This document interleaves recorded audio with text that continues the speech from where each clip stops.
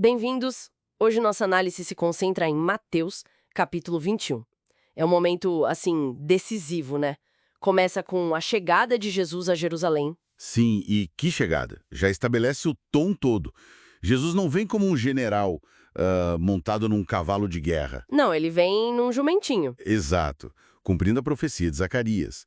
É tipo uma declaração visual na hora sobre como seria o reinado dele. Mais humildade, paz, não força bruta, sabe? É interessante porque, mesmo com essa humildade toda, a reação da multidão é, assim, fervorosa. Quase como se recebessem um rei mesmo. Jogam mantos, agitam ramos Aham. e gritam hosana ao filho de Davi. Como a gente entende essa aclamação popular tão forte diante de um gesto, bem, humilde? Olha, é uma mistura, né? Com certeza tinha uma expectativa messiânica forte ali. Reconheciam que tinha algo de especial em Jesus. Hosana é um pedido de salvação, né? Sim, Eles veem nele o descendente de Davi, o libertador prometido. Talvez, claro, com uma ideia ainda meio incompleta do tipo de libertação que ele traria. A cidade inteira fica agitada, perguntando quem é este? Mostra o impacto, né? e logo depois dessa recepção toda, ele vai direto para o templo. E aí o clima muda radicalmente. Muda mesmo. A expulsão dos comerciantes é um ato de confronto, assim, impressionante. O que estava em jogo ali, de verdade, além daquela confusão comercial, Ali Jesus está reivindicando a autoridade sobre o coração religioso de Israel, né? Quando ele cita Isaías e Jeremias, minha casa será chamada casa de oração, mas vocês fizeram dela um covil de ladrões. pesado. É um julgamento direto à corrupção do sistema do templo, que explorava os fiéis, que tinha perdido o propósito espiritual. É uma purificação, sabe?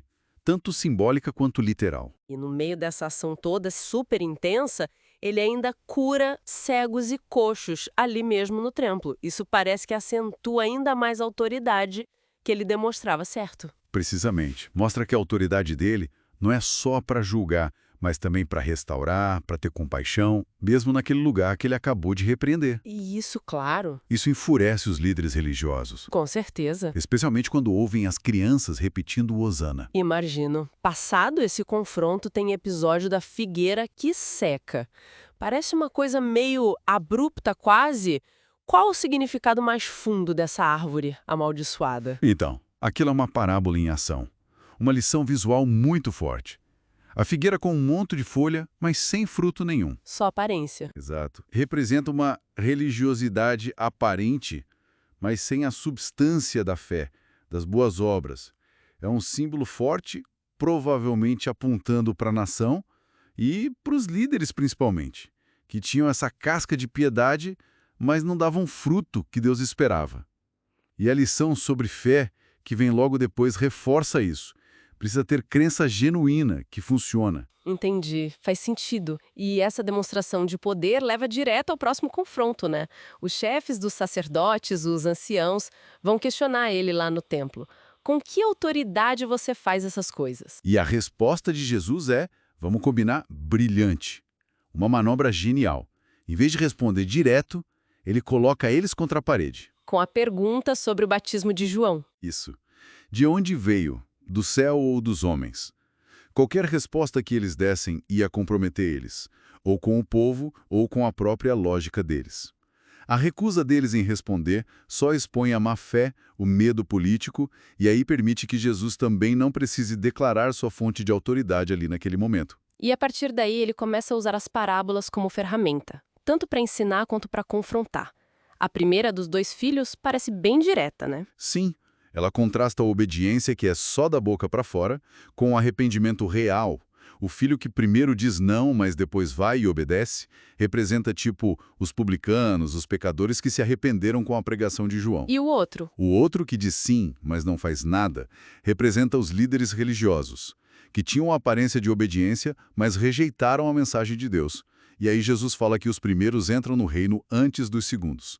É uma inversão chocante, né? Totalmente. E a parábola seguinte, a dos lavradores maus, parece que intensifica ainda mais a mensagem, pega mais pesado. Sem dúvida. É uma alegoria muito clara da história de Israel com Deus. O dono da vinha é Deus.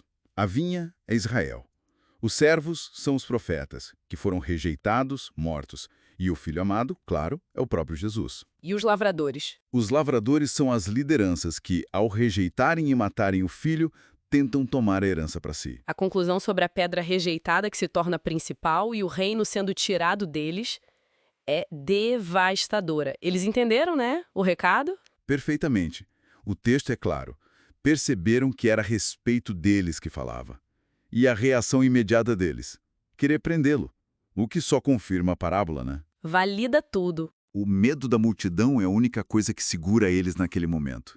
Esse capítulo inteiro vai construindo uma tensão crescente.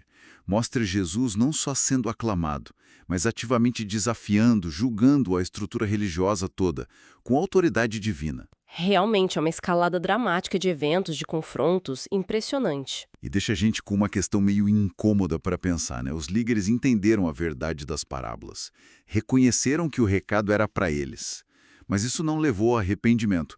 Pelo contrário, intensificou a oposição. O que isso revela sobre como a verdade, mesmo quando a gente entende com a cabeça, pode ser ativamente rejeitada por um coração que simplesmente não quer mudar.